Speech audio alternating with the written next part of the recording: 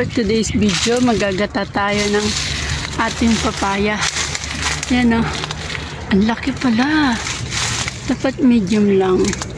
Tapitasin natin ito. Ang laki. Ito na lang maliit-liit. Kasi solo lang naman ako, guys. Yan, ang laki pala ng mga yun. Alam mo guys, yung isa dito na malaking malaki. Nawala. So, yan. Ito ang gagataan natin with tinapa. So, yan. Hiningala ka. Yan ang aking garden. Guys, welcome back to my channel. So, for today's video, ayan, magluluto lang tayo ng gulay. Ulam ko ngayon, mag-isa lang ako, guys. So, ayan, meron tayong, ayan, tinapa flakes. Meron tayong white onion and garlic. Siyempre, ceiling green and green papaya. Siyempre, meron din tayong cocoa Martin and fresh gata. Siyempre meron din tayong black pepper at siyempre ang magic.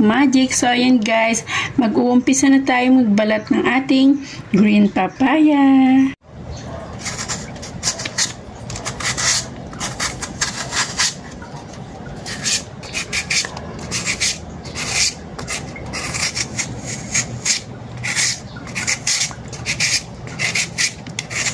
Ayan guys, at pinalitan na natin ang papaya at ginanya natin. Ang ganda ng korte guys. O yan o.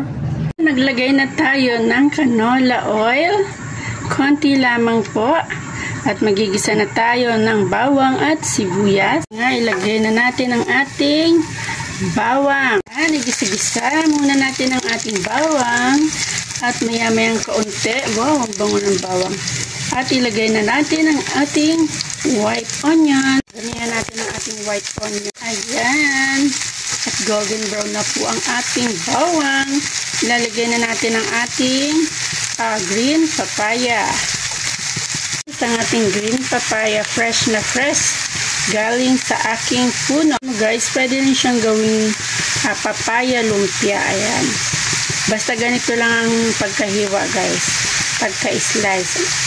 At gisa-gisa muna natin at maglalagay tayo dyan ng asin at paminta. Ihuhuli na natin ang ating tinapa flakes kasi guys, alam nyo, naluto na po siya.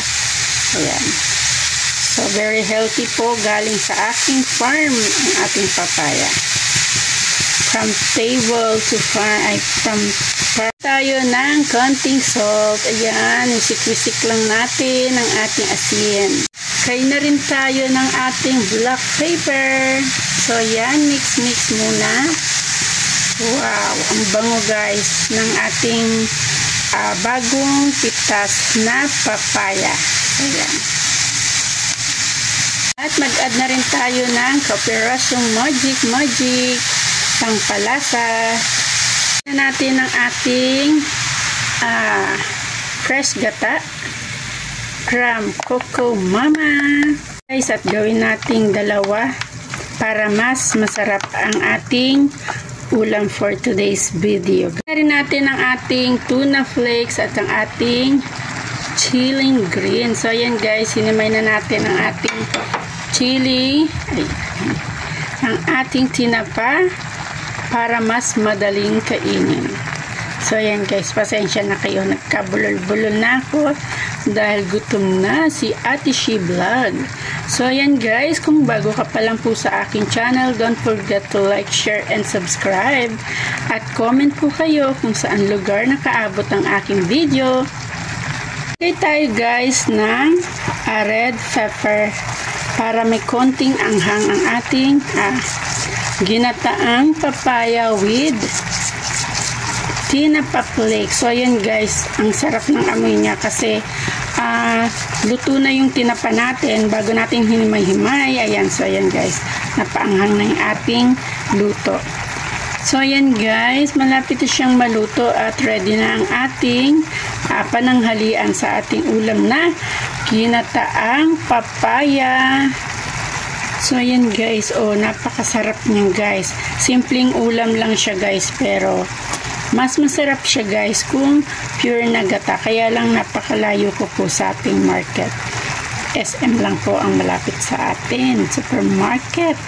Ayan na nga mga mamshi, mga lodi, luto na ang ating ginataang papaya with tinapa flakes. I hope nag-enjoy po kayo sa aking mga video. Maraming salamat po. Magandang buhay!